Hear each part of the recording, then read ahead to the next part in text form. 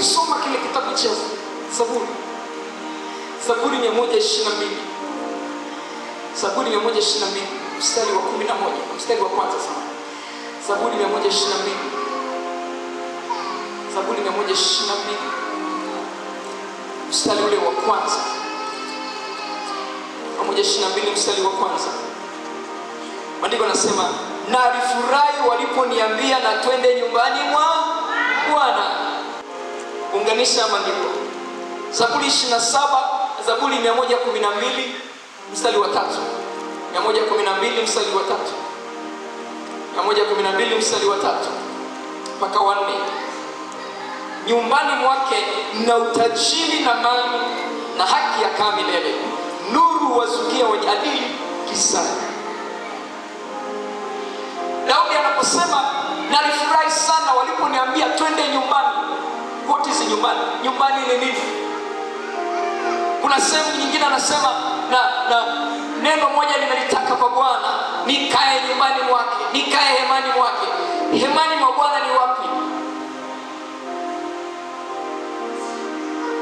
Biblia inasema hii ni nyumba ya Mungu, hii ni hema ya Mungu.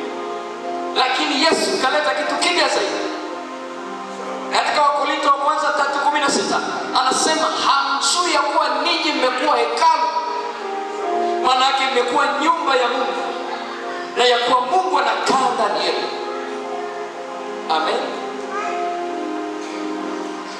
Kwa hiyo tungemrekebisha Daudi kwetu sisi kwa Kiswahili chetu, tungesema anaposema nalifurahi kwenda nyumbani mwa Mungu, kuna nyumbani mwa Mungu hapa, kuna nyumbani mwa Mungu ndani yako, kwa sababu wewe mwenyewe ni nyumba ya Mungu na ndani yako Mungu anakaa. Kwa hiyo nyumba ya Mungu ya kwanza ni wewe mwenyewe, ni nyumba yake. Nyumba ya pili ya Mungu ni hapa kanisani.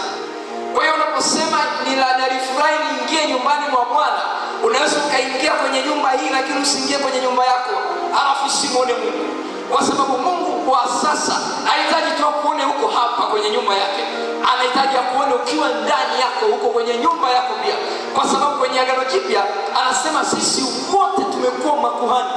Wewe ni kuhani wa nyumba yako mwenyewe, wewe ni nabii wa nyumba yako mwenyewe. Na ndio maana unaposema ninakwenda nyumbani mwa Bwana, lazima uingie mara mbili. Uingie kwenye nyumba hii ya kawaida, halafu uingie kwenye nyumba yako.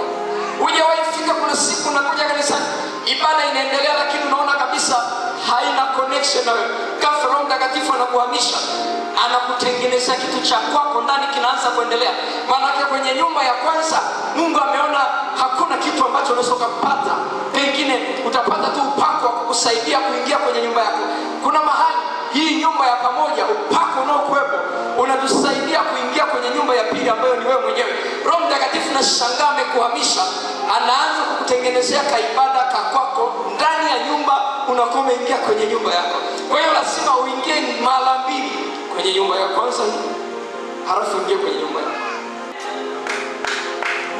Watu wengi wanaingia kwenye nyumba ya kwanza na ndio maana hawaoni ibada tofauti. Mimi nimesha experience mara kadhaa.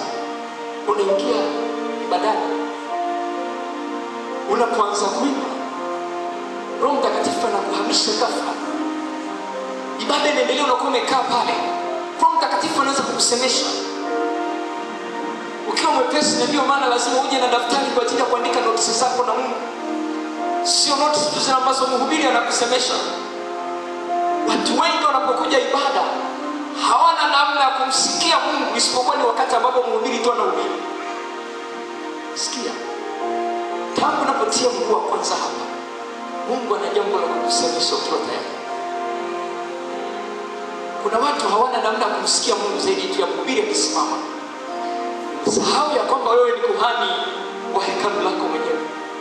Pengine Mungu ana ajenda na wewe ya kwako siku ya siri. Anataka kusemeshe wewe kama wewe kivyako.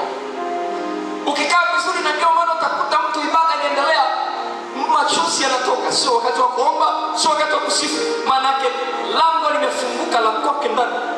Mbingu zinapitisha vitu ndani yake. Utaona ibada ina vitu vikubwa ndani yako, kwa sababu tayari umeingia ndani ya kanisa, alafu umeingia kwenye nyumba yako. Na ndio maana Daudi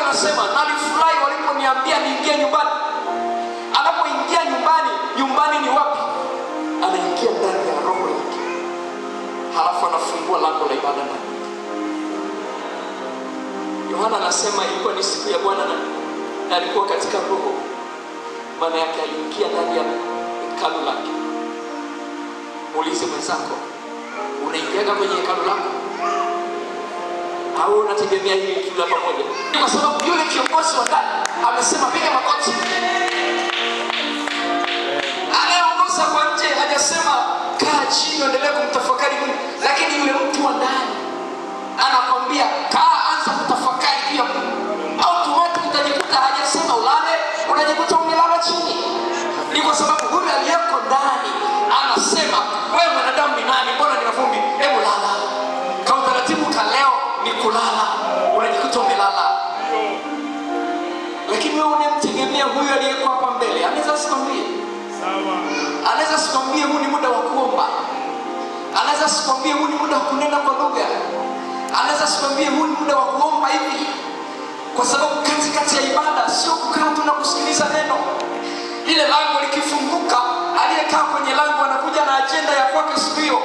Anakuambia ibada ya leo tunaomba kwa ajili ya hivi, tunashukuru kwa ajili ya hivi, leo tunafanya hivi.